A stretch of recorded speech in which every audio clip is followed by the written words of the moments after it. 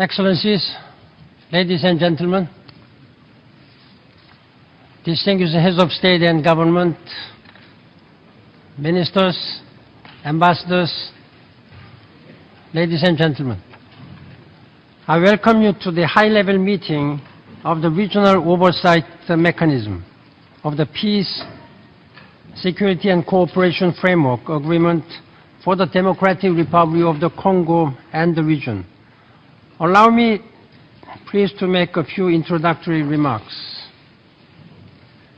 Your Excellency, Mr. Joseph Kabila Kabange, President of the Democratic Republic of the Congo, Your Excellency, Ms. Joyce Hilda Mtila Banda, President of Malawi and Chair of SADC, Your Excellency, Mr. Paul Kagame, the President of the Republic of Rwanda, Your Excellency, Mr. Yoweri Museveni, President of the Republic of Uganda and Chair of the ICGLR, Your Excellency, Ms. Dlamini Zuma, Chairperson of the AU Commission, Your Excellency, President Zuma of South Africa, Excellencies, Mary Robinson, Special Envoy for the Great Lakes, thank you for attending this important second meeting of the Regional Oversight Mechanism. I'm especially grateful to my co-chair, Dr. Nkosazana Dlamini Zuma, Chairperson of the African Union Commission. The presence of all here demonstrates your commitment to the peace, security, and cooperation framework for the DRC and the region. The extent of violence and human suffering in eastern DRC is overwhelming. I deplore the recent military activities of the M23 and the other armed groups in eastern DRC. I'm appalled by the attacks against the civilians, including vulnerable women and children. And our MONUSCO staff are working hard to fulfill their mandates and protect these innocent people. I'm also concerned about conditions facing some 2 million displaced persons in the DRC and refugees in neighboring countries. Resources are not keeping up with the needs. We are facing a severe strain on our efforts to save lives and alleviate sufferings. Hundreds of thousands of people lack much-needed assistance. We need more resources to help those in need. But more than that, we end the recurring violence by dealing with the root causes of the conflict.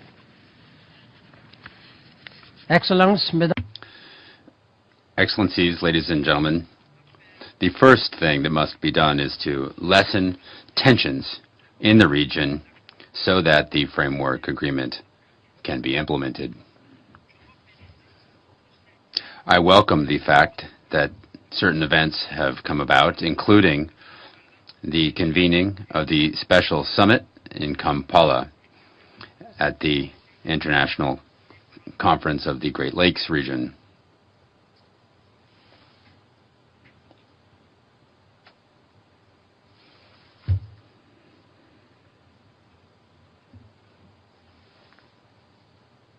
English booth testing, 1, 2, 3.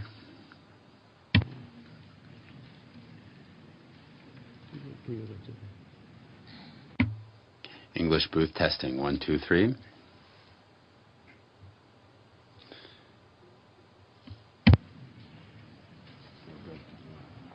I hope you have found some channels.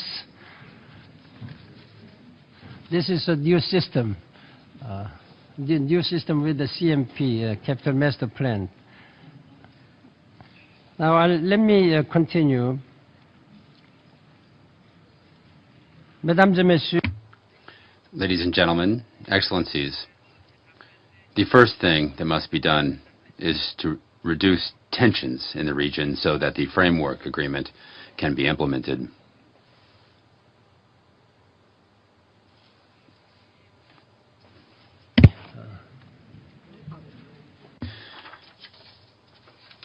English booth testing, 1, 2, 3. English booth testing 1, 2, 3.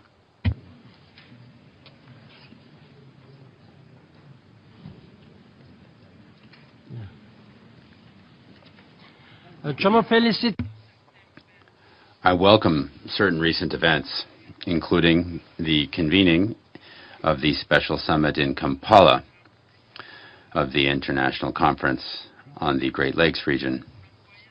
My special envoy for the Great Lakes region, Mary Robinson, and my special representative for the Democratic Republic of the Congo, Martin Kobler, continue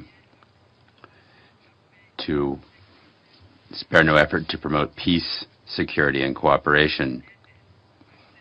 They have been assisted in their efforts by the recent visits to the region by the Special Representative of the African Union, Boubacar Gossou Diarra, and of the Primary Coordinator for the European Union, Cohen Verbake, and by the Special Envoy from the United States, Mr. Russ Feingold. We must bring about the materialization of the commitments made in Addis Ababa in February. I hail the efforts that you are deploying together, and in particular, in the framework of the Technical Support Committee, to define goals and benchmarks for progress.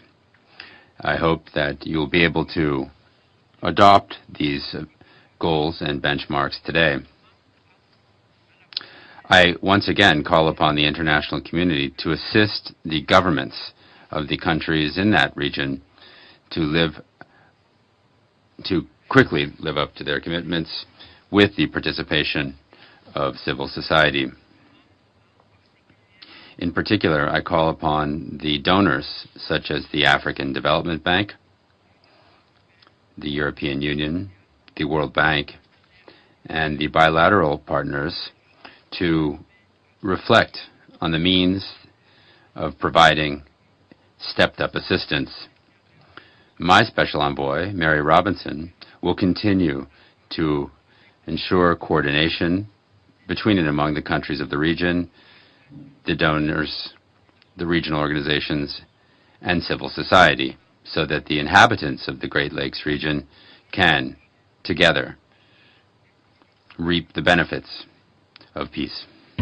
Heads of state and government, excellencies, ladies and gentlemen, I remain convinced that you can achieve peace, security, and cooperation in the region despite the many security and humanitarian challenges. I urge you to rise to this moment by adopting and swiftly meeting the proposed regional benchmarks. When I went to the region in May with the President of the World Bank, Dr. Jim Yong Kim, we personally underscored our support for the framework agreement. We wanted to show our strong solidarity to the people. We emphasized that peace and development should go hand in hand. People lined the streets to express their hopes and fears. One woman held a sign that said, "Peace, peace, peace, please." Her words represent the plea of billions of people in the Democratic Republic of the Congo and beyond who want stability and prosperity. I count on all of you to help us answer the urgent call. Thank you. Excellencies, I now give the floor to my co-chair, the chairperson of the African Union Commission, Her Excellency Dr. Dlamini Zuma. You have the floor. Thank you very much, Your Excellency, Secretary General of the United Nations and co-chair, Your Excellencies, heads of state and government, honorable ministers, ambassadors, special envoy of the UN and other special envoys,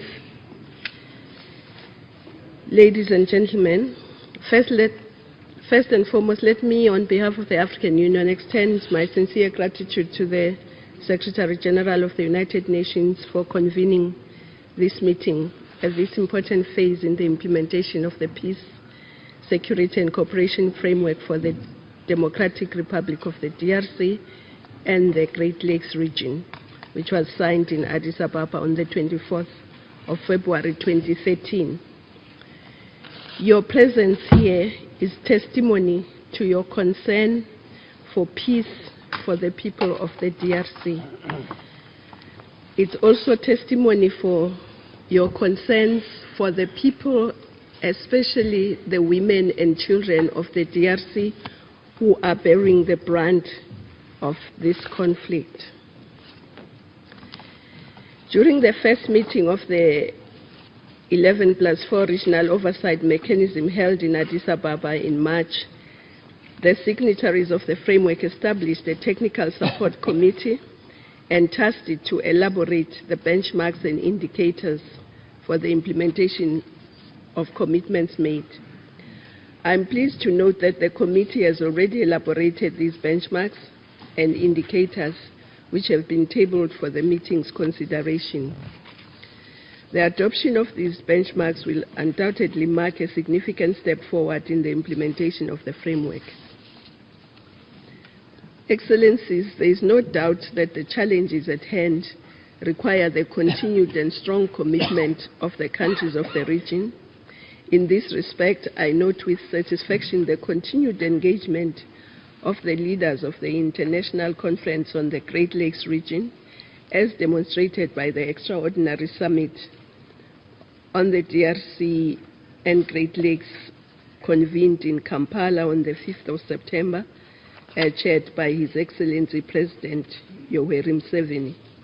The summit's declaration took concrete steps aimed at addressing the situation in the Eastern DRC and enhancing confidence amongst all stakeholders. I also would like to welcome the continued engagement of SADC and its efforts to contribute to the promotion of peace, security, and stability in the Great Lakes region.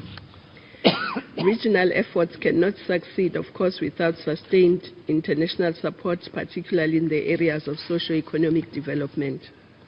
We need to build on the conclusions of the ministerial level meeting to exchange views on the best means and ways of using a regional approach to support development in the Great Lakes region within the context of implementing the framework, jointly convened by the AU and the UN and the World Bank.